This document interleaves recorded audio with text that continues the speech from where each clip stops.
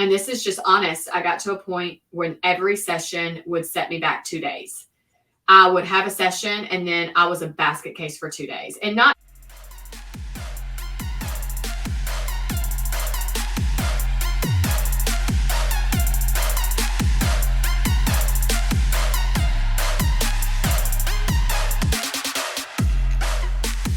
What's up? So glad to be back here with y'all for this amazing podcast, right? I got my girl Amber.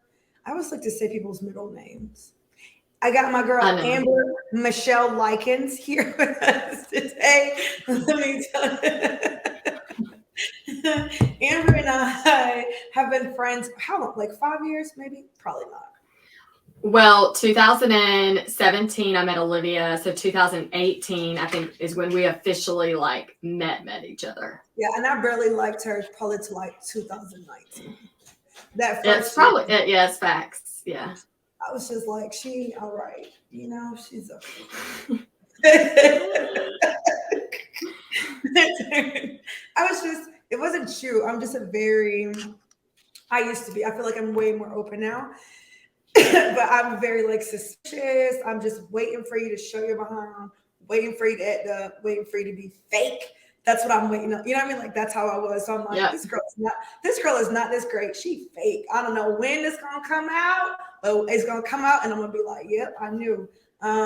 Which is so sad, right? Because that means there was a whole year that I could have enjoyed the love and excitement of loving Amber Lykins, and I missed out on it. This is what happens when you're suspicious, people. This is what happens. Yeah. But she's my friend. I'm going to read her bio for y'all. Amber Lykins is a beauty obsessed. I don't know who wrote this bio, but that's 100%.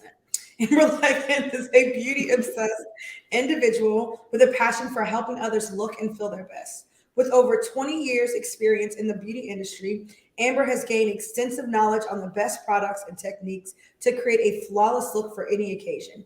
Amber Lykins is a true beauty guru who inspires and empowers individuals to feel confident and beautiful in their own skin.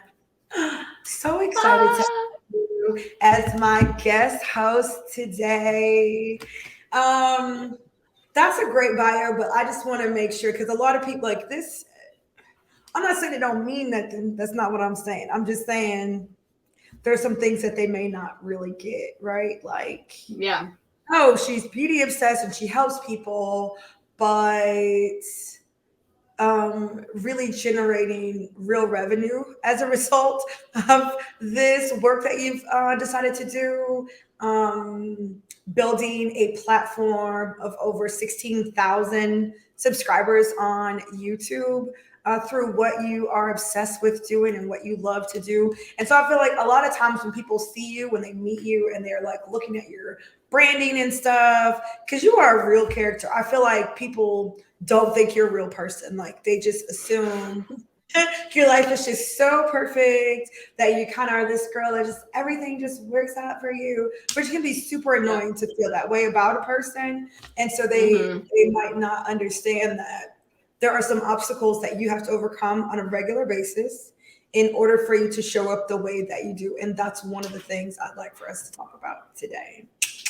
Yeah, let's get into it. I think it wasn't maybe a year or two after we met, there was someone in our life, like within the circle. And that's something that woman said all the time, is that she doesn't get it. You know what I mean? She doesn't get it. Look at what she has or look at what she does. And I think it's just how I carry myself, like trying to be as best to be optimistic and it's going to be fine. It's going to be great. Do you know what I mean? And I also love to be polished up if I can, you know what I mean? Like try to, you know, be cute and fix my hair and all that stuff. And I think that's definitely, I think as a woman, you have to do that to make yourself really feel good about yourself. Like just take the time to put that energy into who you are. But then it is so sad that the outside looking in just takes that as like, you're fine. Nothing's ever wrong with you. Do you know what I mean? You never get it. And I'm like, that's absolutely not true.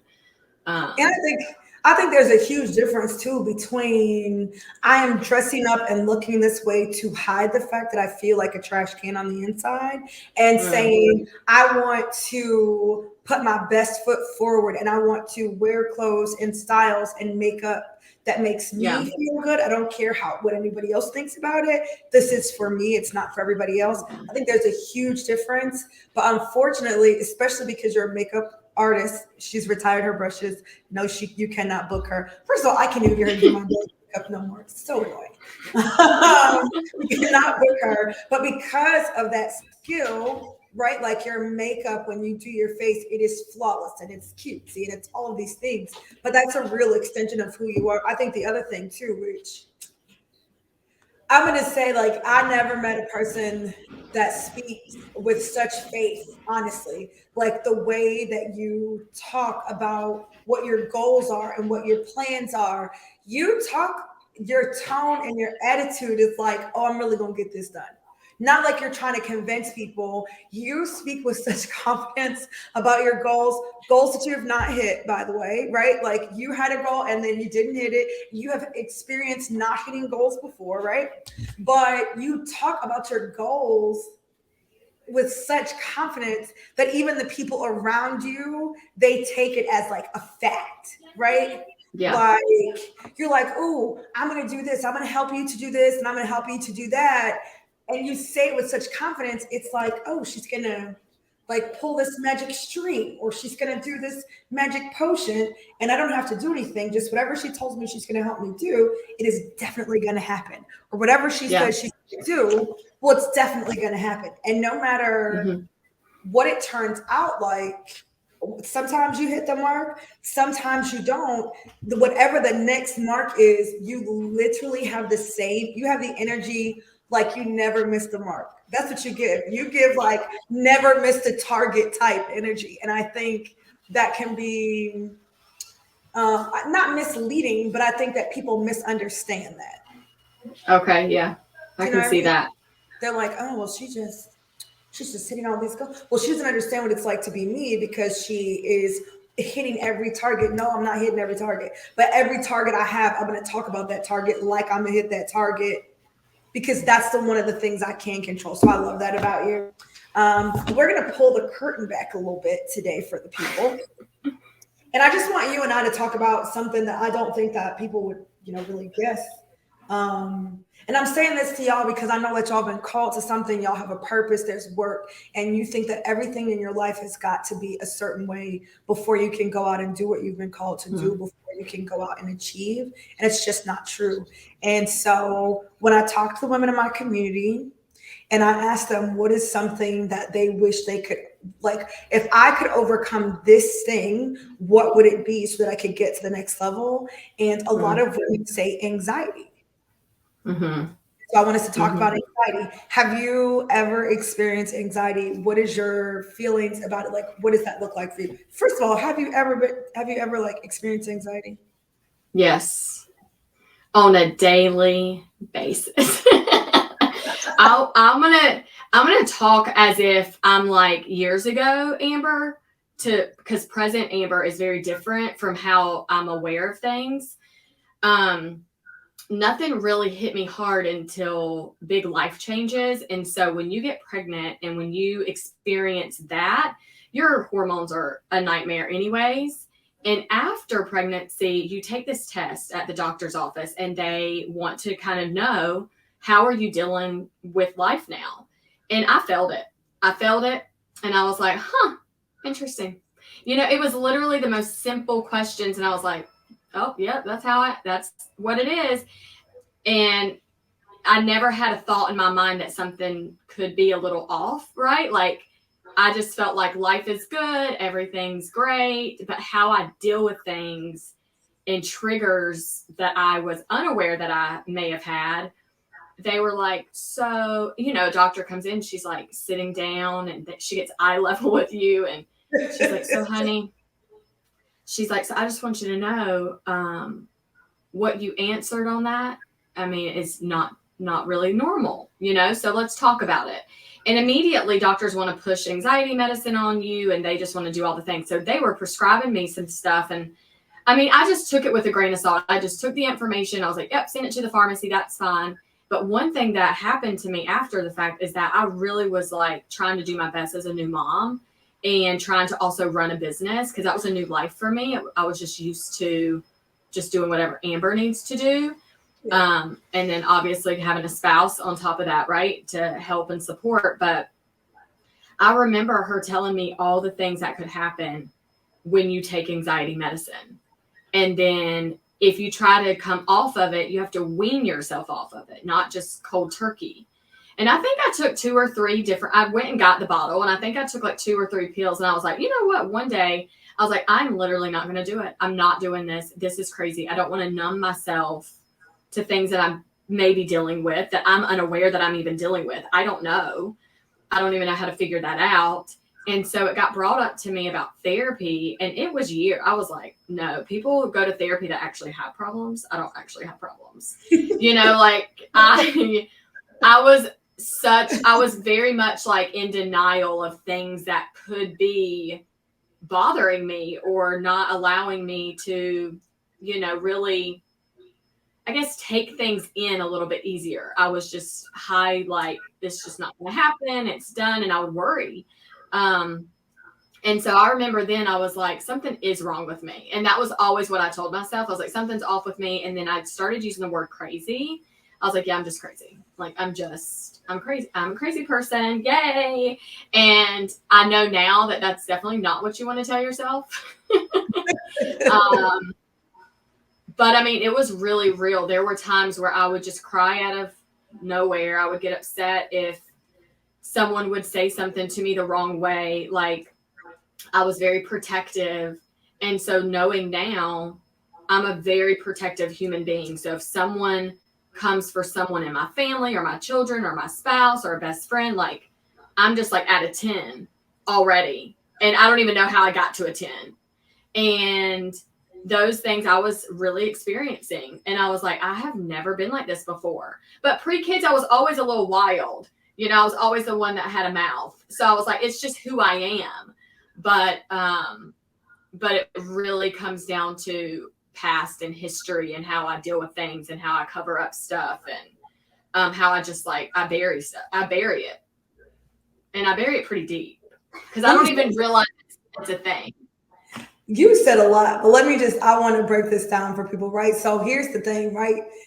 Realizing that anxiety does not show up necessarily in an anxiety attack, but understanding that it may, like, because I'm experiencing anxiety, that might be why I'm responding this way. That's why I went off the deep end. It's why I attacked you. It's why I was yelling. It's why I was so emotional. It's why I was all of these things, or it's why I started crying because it got to this certain level and my thoughts got away from me or my fears got away from me. And so now I'm responding in that way. I think that a lot of times people think like anxiety looks like a panic attack only, or it looks like something, right? But sometimes, truthfully, listen, this is what my therapist says, right? She's like, sometimes we see that dysfunction, but it looks normal because it's all we've known. We've only known how to respond by yelling. We've only known how to respond by whatever. And maybe that's how other people thought. And it's like, oh, well, she's just that way. Well, maybe I've always had a problem with managing my anxiety or managing my thoughts so that it doesn't get me there. And we're also not talking about, like, everybody gets anxious from a time or another. We are talking about anxiety that is ongoing and that impacts the way that you process, you think, the way you experience, the way you respond, right? It is a part of your day-to-day life, even when you are not having an anxiety attack, right? It doesn't always have to be at the attack level. But if it is with you, like your best friend, it's like they had these commercials. First of all, I don't watch commercials now, right? But there used to be this commercial. It was for like medication. It was depression medication. And the depression they had illustrated as a cloud. And so the cloud is like his friend, but not his friend, right? The cloud is walking with him everywhere that he goes. And then the medicine kind of changes the way the cloud is or whatever, right?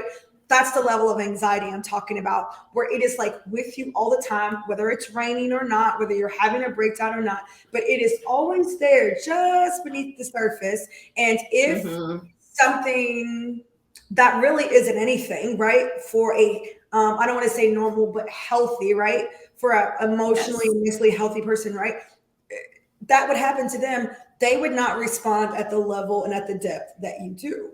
right? Right. And not even being able to recognize without this test, which sounds kind of like a postpartum test. You have a kid, then after you have the Right. kid, you go back for your checkup and they're asking you this because a lot of women experience postpartum. And you're like, oh yeah, that's how I feel. I feel like that. Oh yeah. You're immediately thinking like, oh yeah, this is normal. This is fine. Because it's on the list, I must be healthy. Yeah, I'm right on track. Yep. And then the doctor says, hey friend, let's talk. Yeah. And I also want to say we're not saying not to take medicine, don't take medicine, listen to your healthcare professional. And at the same time, I think that it is really important for you to make decisions for yourself. Yes, and listen to the advice, right? I'm the ultimate decision maker in my life. I don't care what anybody says. I am the ultimate decision maker. And so I may go to the doctor and I want to hear what the doctor says. I want to take the doctor's advice. I'm going to go to my Lord and Savior. I want to go to my Father and I'm going to have a conversation with him and tell him what the doctor told me and how I'm feeling. And then me and the Lord are going to make a decision and I have the final say, right? That's it. I'm going to decide whether or not I'm going to follow the Lord or follow my feelings or follow what the doctor said, like, but that is how it is. So just because somebody's a doctor or lawyer, whatever, like, I'm gonna take advice, but just because you gave me the advice don't mean I'm gonna do it, right? And I'm not saying live y'all life that way. I'm just saying that's how we live our lives. We live our lives where I don't care what kind of degree you got, I do not care. It better sit right with my spirit in order for me to continue doing it. Because I, like you, I was diagnosed with IBS, and IBS. When I say I like you, I mean like I, like you, also struggle with anxiety. I had the trifecta. I had depression, anxiety, and high stress. Right, and so those are the leading cause of IBS, which is irritable bowel syndrome. It's been called a million things over the years. The most gross, I think, is spastic colon. I feel like that sounds spastic colon. Yeah, that sounds horrible. Maybe that's why they changed the name of it. Like it's all things. But that was like years ago. I'm trying to think when did they have? I don't even know. I was still teaching then, so it was prior to 2017. And so I'm going to the doctor because I'm sick all the time. Like randomly, I'm sick every like 3 days out of the week. First of all, I have to work. So being sick, never knowing when I'm going to be sick, having to go to the bathroom, like, oh, just so horrible. Feeling this thing in my body, like feeling not like just all the things. And so it was happening every year, like around the same time. After 3 years of that, they finally sent me to a specialist. I go to the specialist. He is the internal, I don't know, whatever specialist. I don't even remember because it was so long ago. And so I meet with him. He does all the testing. And he asks me all these questions. It's like a pop quiz.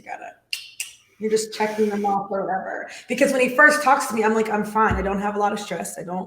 I feel regular. Right? I go to school. I have kids. And when I say I go to school, I teach and whatever. This is what I'm telling you this. So I'm just like, no, my life is just regular. I don't have a crisis going on. It's fine. This is regular life.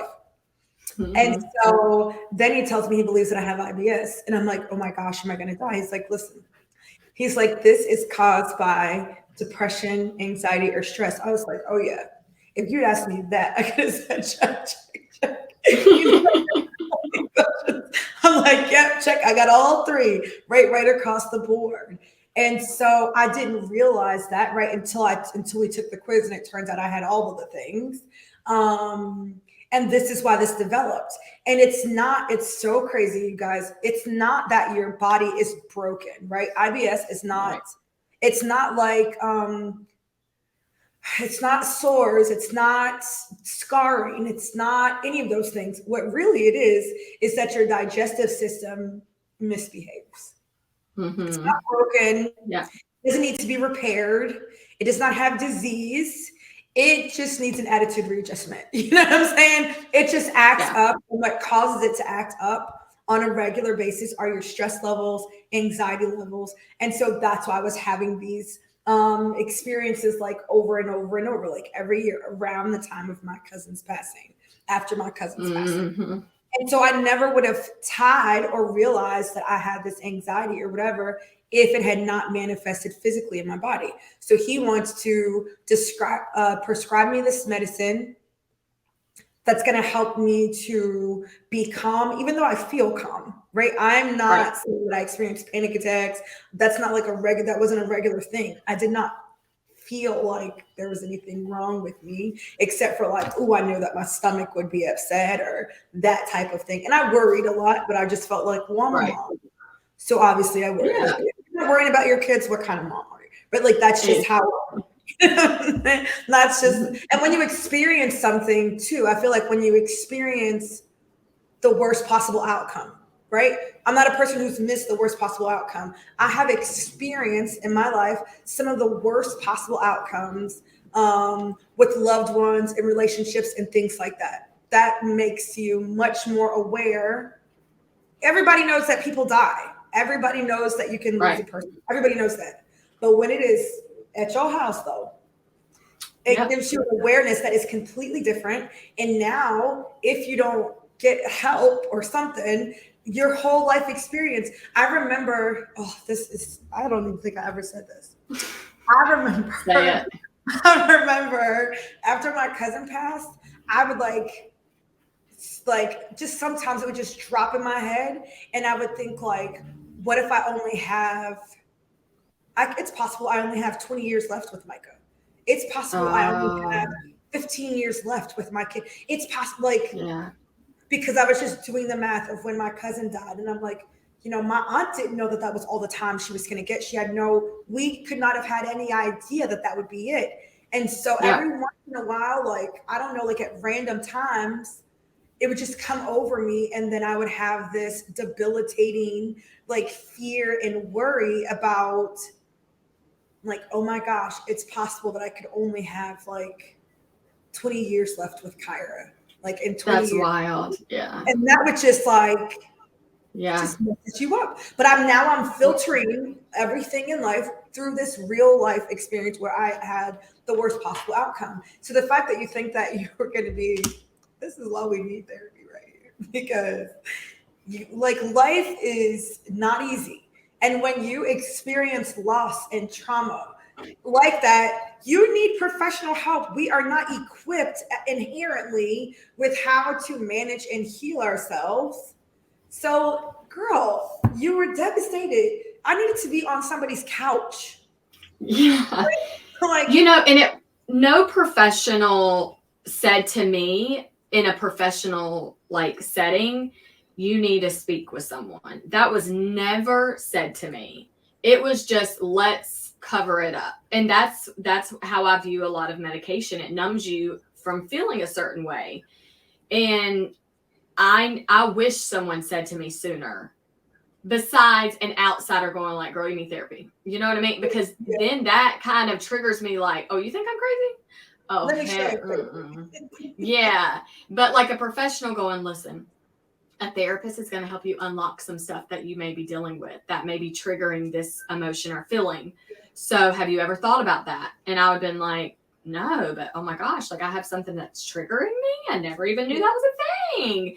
And when you're sharing this story, honestly, I think this is going to be hopefully helpful to a listener right now, because I felt that I was hiding so much. I feel like this is just kind of coming up, hiding so much in my anxiety or feelings that I was having or worry and all this stuff, that if I showed a lot of that, my professional career would tank. Because what I did as a woman professionally is I showed up for other women, and I ran this whole production crew basically, right, in the beauty industry. And, I would show up with other executive women, and I just felt like if I showed weakness that I couldn't handle, or I couldn't take responsibility, or I couldn't manage things, or I couldn't, whatever that looked like, then I failed. And my clients would leave.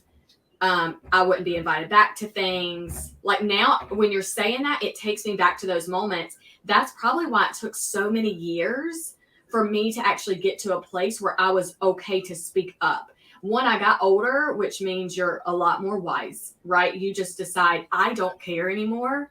I have to do XYZ to fix something. but I was very young. And I started my career at 19 years old. I'm still growing. And I just really buried it. And so when things started happening to me, even as a young adult, I didn't know how to deal with it. And so I just kept moving. And you're funny because you would even speak to me and be like, you are so shallow. Like you are just so, you have no way of showing, like, talk about real things that have happened to you. And I'm like, no, why would I do that? It makes me very sad. Why would I even want to go there? Nobody wants to go there.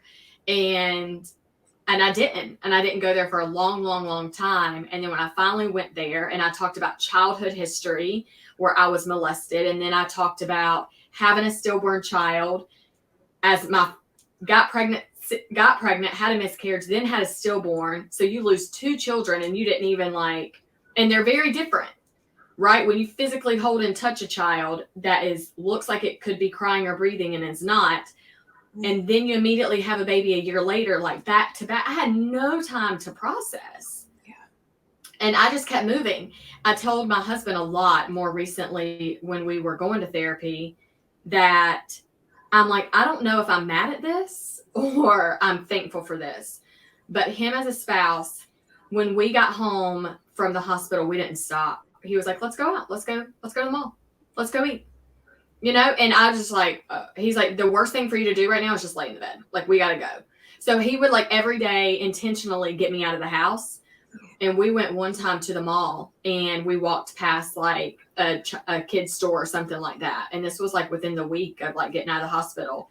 And I lost it in the middle of the mall. Lost it. And we were with all the family. Everybody's like, it's a great day, And I'm like, it's not a great day. I'm out. And I left. I was like, I can't do it, Alan. I can't do it. And we left. But he kind of kept pushing me to get back to normalcy. Yeah. And honestly, I told him, I was like, I wish you would have just left me in bed. I probably would have been in bed. But I don't know. You know what I mean? I don't know what I would have been if I did stay in bed. You know what I mean? Yeah. But I think it's multiple things, right?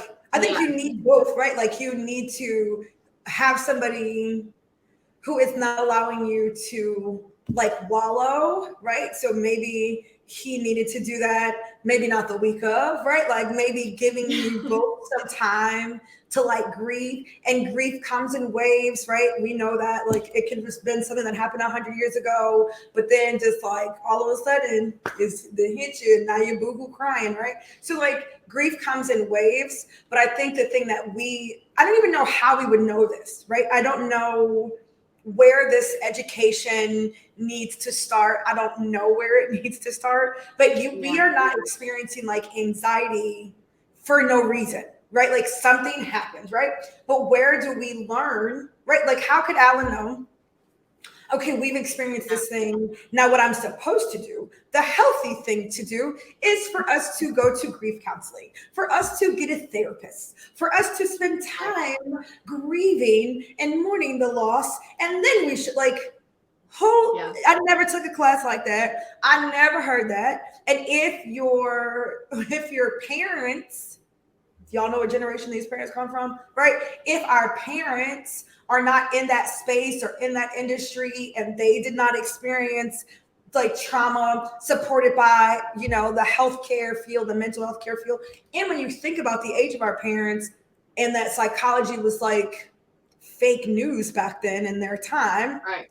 Absolute fake. What are you talking about? They were talking about cutting people's brains open back then. Our parents didn't have it to give to us. It's not taught in school. How the heck do we even know, right, that we should be taking a time out? So it makes sense from his standpoint. This could end us as individuals, not just the marriage, but this could destroy us as people. You see that people lose people that are close to them. The loss of a child is one of the greatest losses, what they say, right? When that happens, people literally do not come back from that. And talking about professionals, what you just said about breaking us, if someone ever tells you, and a nurse said to us the day of checkout, she said most marriages do not make it through this. So just know you probably will not make it through this. Like it was already like, that's cool. So I think Alan, to him as a godly man, he's like, well, we're gonna do all we can to make it. Like, you know what I mean? That's another You're great right. example. And that's another great example of like, I can take advice and suggestions. I make the but I make the last decision. I'm the Right. I'm the final decision maker. I don't care how many. I don't care. I don't care. Oh, that's what you've Right. seen. Okay, that's great. Thank you for your advice. Thank you Yeah. for your heads up. Now we know we have to go home and fight like hell for this marriage because Yeah. we're not letting anything but death separate us, right? That type of thing. Right. I think if you're listening, right, I want you to hear like all of these life experiences, all of these challenges, obstacles, devastation, trauma, crisis that we've been through. And I want you to consider the fact that it doesn't have to be such a huge traumatic event. We've both kind of talked about some super deep traumatic things, but truth be told, it can be something small that just gets in and like just nags at you over time that leads to breaking the dam of anxiety, right? Like you just and now all of a sudden you're having a panic attack. Things that you didn't even notice. My first panic attack was in 2003. First of all, I was a teen parent. And so I was, when I say I was a teen parent, I mean I was pregnant in 9th grade. So by 10th grade, Christmas break, I had an actual human child that I was responsible for, and I raised my kid. I know, can you imagine that? Christmas break, As well. 10th grade. What'd you get for Christmas? A baby. She's a cute baby girl. That's what I got, right? Exactly. And so that's how I started. But I went to regular school. I still kept my honors classes. I worked from the time that she was 2 months old. I worked. I got a job. I went to school. I went to my same school. Then I went to another school called Spruce Creek. Shout out to Spruce Creek High School, Port Orange, Florida. They had a teen parent program. And so I was going to school. I used to have to get up. I used to have to get on the bus at like 6 o'clock in the morning. But I had to get up at 5 a.m. to get myself dressed, to get my daughter dressed, and get all the bottles and stuff together. And then I would go to, get on the school bus would come right to my door, and I would put Micah on the school bus in a carrier. And then I would go back in the house and get my book bag and my baby bag. And then we would get on the bus and we would ride to the town over, because it was in a different town, to the next city over, so that I could go to school. I tell you all of this so that you understand that I started doing that at age 16, taking care of a kid, going to school and working. And that was just my life. So fast forward to 2003, I was 23. So I have been doing this for 7 years. I had 3 kids by this point. I also graduated from high school. I went to college. I went to Kaiser College for a year. Then I transferred to the community college, and I took full schedule. I worked full time, had 3 kids and a husband, right? This is just my life. And so now in 2023, I'm graduating from the community college, and I'm getting ready to go to Florida State University. This move to Florida State University, we're going to be moving into an apartment. And for the first time since I was 16, I will not have to work and go to school at the same time. Because of my financial aid, I will only be going to school full time. The kids will be in daycare, and we're going to stay in student housing. They had like a non-traditional, and I was non-traditional because I had a husband and 3 kids, right? This is like the weekend or week before we move. I'm at work. I was a certified nursing assistant. Regular day, had a meeting. Okay, cool. Now it's time for me to go report to the nurses station so I can see like whatever. And then I could feel like my heart beating super fast. And then the next thing I know, like I could see myself falling, hit the floor. And I thought to myself, I'm dying. Like 23, I wasn't even 23, first of all, I was 22. It was 2003, but I had not turned 23 yet. I was 22 years old. I am about passed out. I didn't pass out. I hit the floor. My heartbeat is pounding. I cannot breathe. They put this thing on your finger so they can see your pulse and oxygen. My oxygen is great. My pulse is like 170 beats, 165 beats per minute. Once you get to like 160, 170, you can have a stroke, you can have a heart attack. Like once you get up that high, they put this oxygen mask on me. I was taken by ambulance to the hospital. OMG. When I get there and these people are asking me these questions, I got this heart monitor on. I did not have a heart attack. They're asking me all these questions and they're like, and nothing major had happened in my life up until this point. Like, yes, I had a kid, but that did not seem like traumatic. You have sex, you got a kid, that's it. They asked me all these questions. They're like, are you stressed? Are you whatever? I'm like, no, this is the best time of my life. I'm getting ready to leave this town finally. I've been wanting to leave my small town my whole life, so I'm about to blow this popsicle stand, and I'm getting ready to go to Florida State, which I wanted to go to Florida State. I had got accepted right out of high school, but I didn't go. I'm like, this is about to be great, and I'm not going to have to work. This is the best time of my life. Anxiety attack, hit the floor, at the freaking nursing home. They call an ambulance, not for the residents.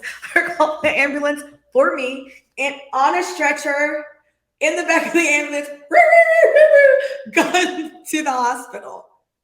But if you had asked me before that anxiety attack, what happened, what was the trauma, I had not experienced any death. This was a great time in my life. My thing was about to be easy. My life was about to be easier. I was doing something that I really wanted to do. But what we don't realize is that we build up stress every single day just by the nature of living. And if you don't put into practice things that help you to reduce stress, those things, that buildup of stress in your body can easily lead to anxiety and depression. It does not have to be these huge things that Amber and I are sharing. I had not had a loss. I did not have depression. I have not hit the flow at the nursing home, anxiety attack, right? So I'm saying this to you because I don't want you to discount yourself and feel like, well, maybe it's not anxiety that I have, or maybe it's whatever because I don't have these huge traumatic things. It doesn't have to be huge trauma crisis. It really is our inability to deal with the day-to-day stressors. Like you said, not having the tools or using the wrong tools or being unaware. Girl, you don't even know, and then one day it just hits you, right? And so how are you dealing with one? I'm going to ask you, I want us to share two things. I want to know if you are still currently experiencing anxiety. And when I say that, I don't mean like a healthy person has anxiety where, every once in a while we have feelings of being anxious or things like that. I mean anxiety where it is making decisions for your life, right? You kind of have this little anxiety friend. Let's start there. Where are you on your anxiety spectrum right now? Present day on a daily basis, there are definitely things that go through my mind where I even map out my day it could be simple decisions. What gas station do I stop to get fuel at? Because which one do I feel that is going to be as calming for me, right? The location, the experience, where, you know what I mean? The whole thing. And then do I go pick up groceries or go in the grocery store with my children or without my children? Well, I feel safer without, because then I don't have to worry about who's around and hold my hand and grab the grocery. So I think about those things. Where do I park my vehicle before going into the store? I watch my surroundings. So all of those things are on a daily basis. But the reason I know that they bother me or they're triggers for me, if they could go wrong, is because I've been made aware of it. And so now I know how to deal with it pre getting into a situation. And so sometimes there's things that I can't control, and it could be my surroundings that I didn't put myself in that position, right? But something got said, or I saw something or heard something that I can't really control. The only thing I can control is how I react, and my reaction is not always the best. But I try to eliminate things out of my mind or my sight or my surroundings by refusing to accept it. So like watching the news, I don't watch the news. And the reason I don't is because it gives me so much worry. And the only reason I know if something major is going on is because my family knows. I'm like, y'all can just let me know if something's happening that I need to be made aware of, because it could affect me, right? Like, go ahead and let me know. But other than that, that's it, you know? And there are things like I recently experienced some stuff within my family that I now have set up a boundary. And I'm like, I can't hear any more stories about this because it's a trigger for me. I can't do it. And so but if I'm not aware that something could bother me, then that's the problem. Yeah. But the awareness is what I've grown into understanding. And it's definitely gotten better. But it's not easy to deal with, you know, it kind of stinks and sucks that's just kind of how I do life. But my therapist that I took a pause from because it was just too much for me. But she was like, we'll just put you on a pause right now. Like, that sounds wonderful. Is that she says I'm very passionate. And so she's like, you're not crazy and nothing's wrong with you. You're just very passionate about this. And I'm like, I love the way that sounds. I am a passionate person. And so it's how you speak to yourself and how you allow others to speak to you. And the simple little words that get said a lot can actually be another mental breakdown for you. And if you tell yourself something's wrong with you, and you tell yourself, you call yourself names like idiot or crazy or I'm dumb or why am I like this? You know, I'm weird. Then you become that person. And then the more you speak it, then other people actually start saying that about you. So jokingly, I say some of those things. I think naturally it just happens. I don't even know I'm saying it. But I'm very aware, like after, and I'm like, actually, I'm not actually crazy. You know what I mean? A licensed therapist told me I'm not crazy. So I'm very passionate about this. And, you know, and I think that's the best thing that's ever happened to me is actually speaking to someone she broke down why I am the way I am off of my history of like the way I was raised or my circumstances and just how God's created me to be. Yeah. And that's also a beautiful thing that I think about a lot. And I was like, there's a reason that he has designed me this way, you know, and I have to embrace it. So whatever that looks like, people know that they're going to come to me if they want me to be mouthy and fight off because I will, right? Like I'm just a passionate person. So if you want anybody, hey, I'm your girl. But I have to also like with your surrounding and your friends and your spouse, they've become aware. And so my husband knows how to I want to say deal with me, right? He knows the right things to say. But it's not what I want to hear, but it's the right things to say.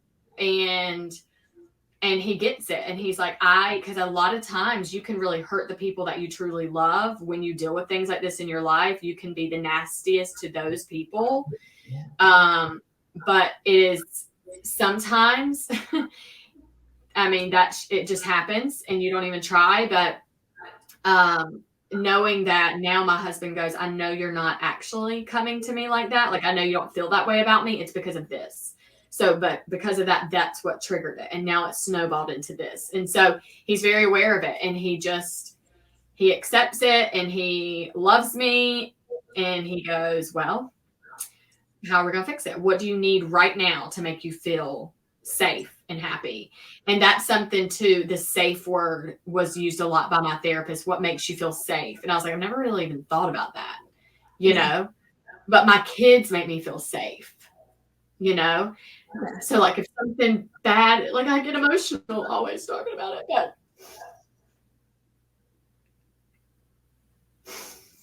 but if like something bad happens, what do you go to, you know? And if something crazy is happening and I have no control over myself, if my kids are not around, then it is a lost cause, you know? And like I've realized that. And so a lot of times situations happen like that and they're at school or they're doing whatever. And so I'm just like, oh my God, it's like I just need the kids, you know, because I can control that, you know? Well, that's so good. I like that you're talking about like, okay, I'm more aware now. Now I'm acknowledging some things. We've put some things in place. My husband knows. How did you get to this place? Was it because of therapy? Are you in this place as a result Yeah. of therapy? Yes, Yes. 100%. a hundred How long did percent. you go to therapy before you took a break? How long were you going before you took a break?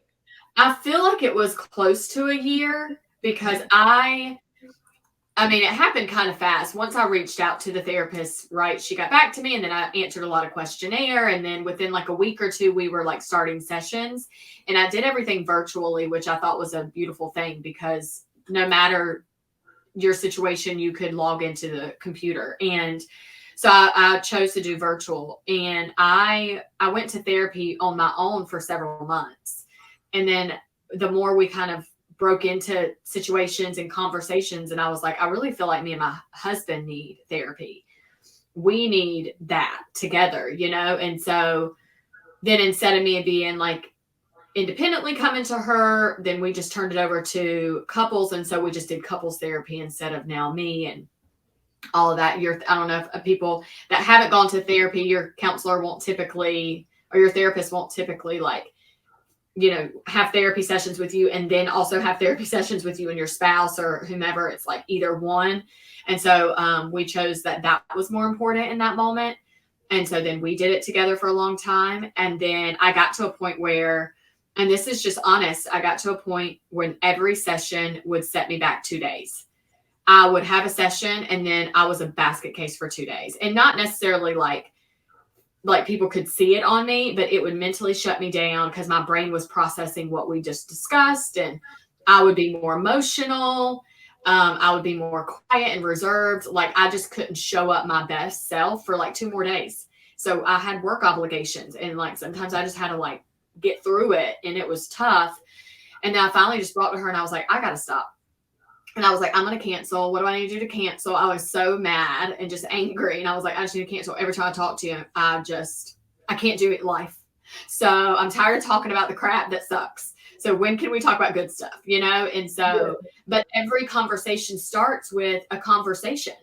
But then you realize in that conversation, it turns into something that you didn't even think you were going to talk about today or even know was anything in your heart or spirit, right? Mm-hmm.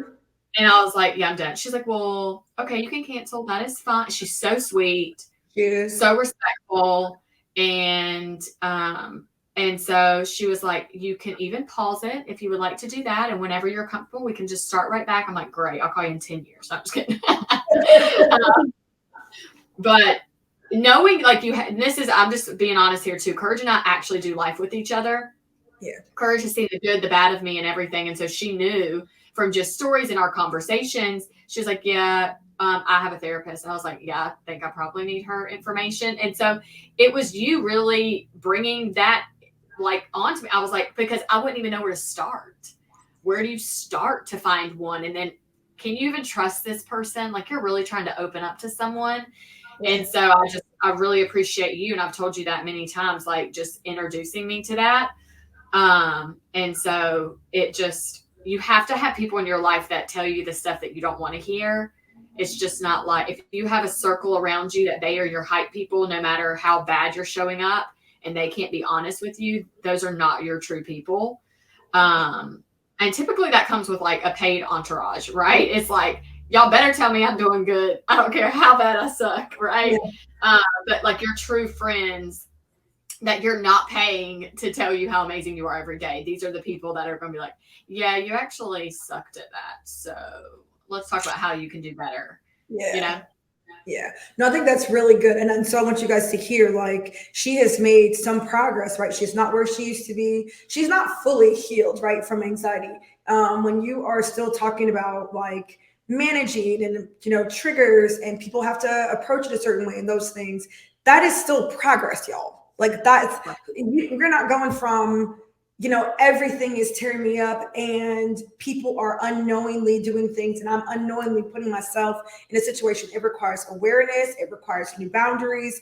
It requires like during the healing process, because it's a process, that there are some things that are managed until you can dig everything out and get completely healed from the things that kind of lead you to carrying this anxiety, right? So her journey might not be done, but there is progress that's been made, right? And she made that progress. One, she's the first thing is her squat. It took somebody who she loves and who loves her to be like, hey, this does not seem healthy. And if you're in a space where people are saying that to you, but you refuse to accept it, or you don't take what people say, that is something that you have to look at yourself with, right? Like you have got to look at yourself and ask yourself, why do I think I know everything? Why do I think I'm smarter than every single person that I know? Because if these people who I know and love are kind of saying these things, then maybe I might want to ask myself, even if I've always done this, is this the way I want to continue to live? Well, I've been like this my whole life. Okay, cool. You want to keep being the person that goes off the deep end? You want to keep being the person that is at a 10 in anxiety because you got to take your kids to the grocery store? I mean, how many more years, weeks, and grocery trips do you have? That you know what I'm saying? Like, do you want to stay there? Okay, no, I would like for it to be different and for my kids to be safe.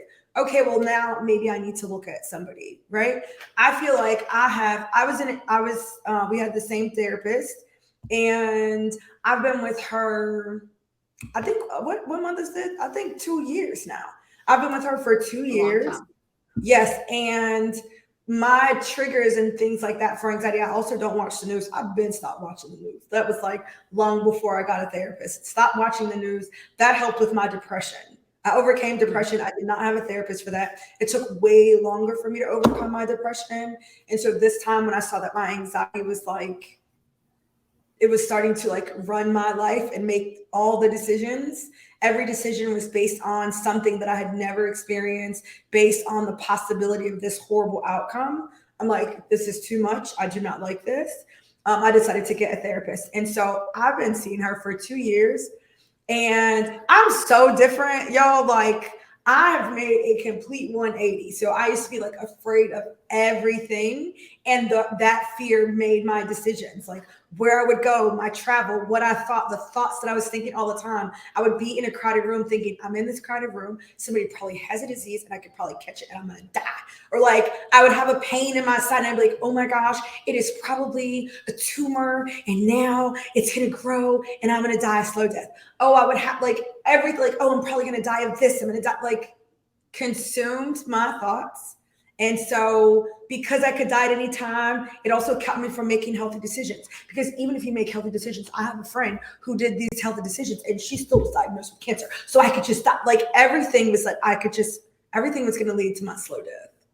When I tell you I'm so over that, when I tell y'all that I'm going to go ahead and say officially that I have officially overcome anxiety. I'm completely healed from having this like general anxiety and making choices. It doesn't mean that I don't have anxious thoughts. It doesn't mean that I never worry about things. That it just means that my right mind, my health, and when I say right, I mean in alignment with what God says is possible, in alignment with what God says is true. I spend more of my time there than any place else. I tell people all the time, I don't have bad days. I have bad moments. Like I had a bad moment, not having like bad days. Now, if something happens, but anxiety is honestly not always tied to something happening. It is typically tied to your thoughts, right? Because we respond with fear when there is a gunman. That is not anxiety. That is common sense fear. I could actually die. They have a gun, right? That's one thing, right? I'm talking about I'm on a plane, ain't nobody got no gun, and I'm on the plane like, oh my God, somebody can have a gun. Okay, now this is where the anxiety is. I would love to say like publicly right now, fully overcome anxiety. It no longer makes decisions for me. It is like we moved on. My great therapist, Chetney, and I have moved on from anxiety to emotional maturity. We've moved on to the next thing that I need to grow up from and find out, okay, why are you such an emotional child? I'm like, what? That's not the right way to respond. Interesting. Oh, so I could have responded in a better way. That never even occurred to me. I didn't even think that there was anything wrong with how I responded, right? Like now we moved on to other things. But what I want you to hear us saying is that for both of us, and it may not be therapy for you, but don't let it not be therapy, right? Like, don't just toss therapy out and say like, oh, it's definitely like, give it a try. And I've had more than one therapist. And it takes some time to find a good one. If you know your friend is seeing a therapist and you've seen growth in them or you've seen change or whatever, then maybe asking them, like, hey, who would you recommend, or how did you find them, or whatever. And that's actually how I found Chutney. She was who we used for a different case. I worked at a school and we used a company that she used to work for, and we saw tremendous improvement for the person we helped them to get connected to. And so I just went back to that place because I'm like, well, obviously they know what they're doing over there. And that's how I got connected to her. But I want you to hear that therapy is not just for like, okay, I've already experienced this. Therapy really is a great way to help you learn how to manage and have the tools for the things that come with life. Big crisis, small crisis, and everyday agitation and issues, right? If either one of us have been equipped with what we are equipped with now, we might not have gotten to a place where we had these anxiety attacks and all these things. We might have been able to better manage and recognize and heal from the actual crisis. And so we just want to encourage you to, one, talk about the things that you are dealing with, to not just like have them buried deep down, for you to get in a community or get in a squad or something where you can actually share the things that you're dealing with, so that somebody might be able to offer you some help or say, hey, I went through something very similar. This is a person. So the first step I really think is like admitting it and allowing yourself to be vulnerable with people who love you and say, hey guys, this is how I behave. And I know I've always behaved this way, but I actually don't like that I'm this. I actually don't like that I'm the one that's always the problem when we travel, because I'm the one that used to always be the problem. Like, you know what I'm saying? Like, I would just have this huge amount of anxiety around it, and I would be already complaining. We even did nothing. I don't want to be that girl in the friend group. I don't want to be that girl. Like, I no longer want to behave that way. So I don't know what to do in like talking those things out. I so love you. Who knew that we were going to talk this long? We should have figured that. I so love you, and I'm so glad that you decided to co-host this with me so that we could just talk to people about anxiety. There are tools and things that you can do that will help you to fully heal from anxiety, but recognize that it is a progress. It's a process, and you don't know how long it's going to take. Some of the things that like determine how long the process is one, your ability to do the work, but two, some of the things that you've experienced. So maybe it only took me 2 years to get fully healed, but some of the three things that you shared on here, never experienced those things, right? Yeah. And so it's going to take you longer to do. Do you see what I'm saying? And so I don't want you guys to be like, oh, it should only take me a year. No, it's going to take as long as it's going to take. And I'm going to do what I need to do. You know what I'm saying? Even if I have to take a break. I just asked Amber like a couple weeks ago. I'm like, so when you going back to therapy? I'm just like, I know you've been on a break. Like, do you have it in your mind? Right. Because I love her, and I know, and it's not because there's an issue, but I love her. And I know like there is a freedom that I live in right now, because I've completely gotten to the other side, that I want for her because I love her. So that's why I'm asking, like, so when you going back? I mean, I know it's rough, but I'm just curious. You've been on the break for me now. Like, you need people in your life that are going to say that to you, that are going to be like, okay, well, I was just checking, friend. And in 6 months, just so you know, I'm going to be checking again. You know what I'm saying? Yeah. Because I want this freedom for you, not because I'm trying to, not because there's any issue or whatever. Do you have anything that you want to say before we close out? I would just say to the listener now, honestly, just if you're questioning anything, I would just maybe ask some people that are close to you and say, what are some things that you notice about me that you feel as though weren't me before? Or just getting like an honest opinion of someone that actually does life with you. Like maybe they see you at work life, maybe they see you in your home life. And you can ask several people, because a lot of times you're not made aware of it because it's so normalized to you. But to somebody else, they could be like, yeah. But then don't judge them, because I think this is very easy to do, right? You asked for their opinion, and then they tell you, like, well, you also messed up. So you know what? You also need a therapist. Like, I think we're very quick to just like, be on defense, but just in an open, and don't take it as anything. Just go, okay, I need to know that. I need to hear that, because that can be something that I've not noticed about myself before. And when situations occur, write it down in your phone and your notes, and that can be maybe kind of like add up later. I would for sure love that. I love that, because we don't always see ourselves. We don't always notice the areas where we're struggling because we've been living it the whole time. So I absolutely love that. Tread lightly with who you ask, and expect to take expect to take like a day or so, or to expect to take like an hour after you have these conversations, because it doesn't feel good. It doesn't feel good to hear like, oh, well, actually, my husband told me one time I was super critical. First of all, I asked him. But then I wanted to know who asked you, but I did. You know what I'm saying? And he was like, you can be very critical. Like, you just criticize a lot. I'm like, first of all, I do not.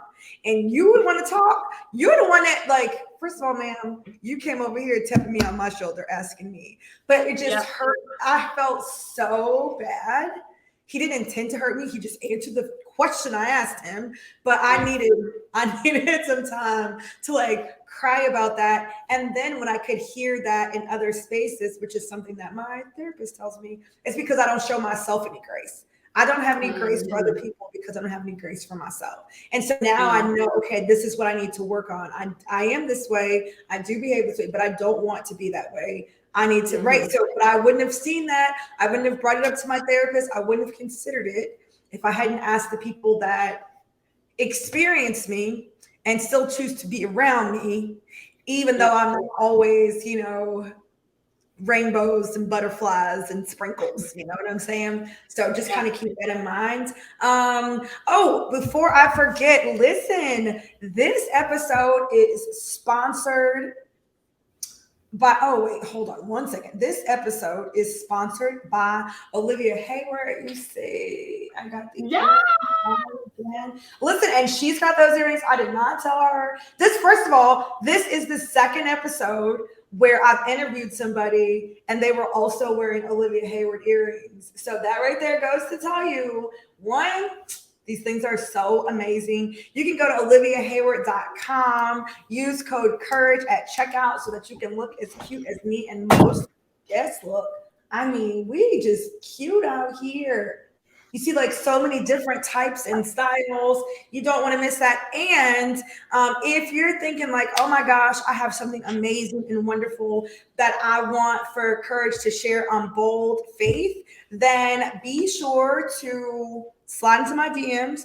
You can send me an email, Courage at Courage Molina, or slide into the DMs on social media, which is Courage Molina, and let me know that you are interested in securing a spot as a sponsor for Bold Faith podcast. You see what I'm saying? Ooh. Shout out to Olivia for great earrings. Thank you so much. It's so important too, as small businesses, to support other small businesses. And as a sponsor of this show, she is supporting this small business.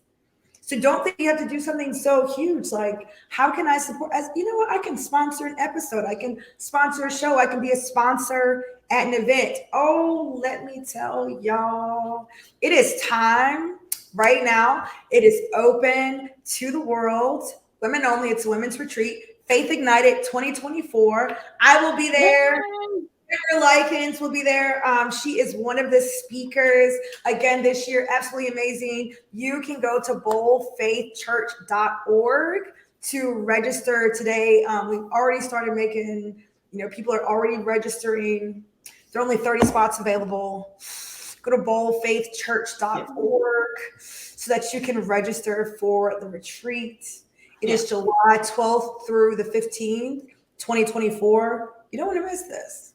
You don't want That's to miss going to this. be so much fun. Yeah. It's going to be so good. This year was amazing. Next year was going to be even better. All right. Yeah. Well, thank you as always for listening. Be sure to check out Amber everywhere, Amber Lykins, at Amber Lykins. Check her out on YouTube, Instagram, amberlykins.com. And all of her information is available in the description. I'm also going to see, she doesn't know I'm going to see. I'm going to see if she can give you guys a code for her sugar scrub. Oh, I already have it. I have a code. Do you want it? Yes. What's the code? It's called Scrub Please. Please. So use Scrub Please at checkout. If you check out Amber, don't worry. I'm going to drop that in the description so that you can find it. It's a scrub that I use. First of all, I ain't really promoting stuff I don't believe in. So just so you know. But yeah, it's a great scrub. Get your scrub, get your earrings, register for the retreat. Then you've done all the right things for the day. Okay? Exactly. Do the right thing. Exactly. All right? I love y'all. This is a great podcast. This is such a good podcast. Thank you, Courage. Thank you. Y'all should be sharing it, letting people know. All right, I love y'all. We'll see y'all next week. Bye. Thank you, guys.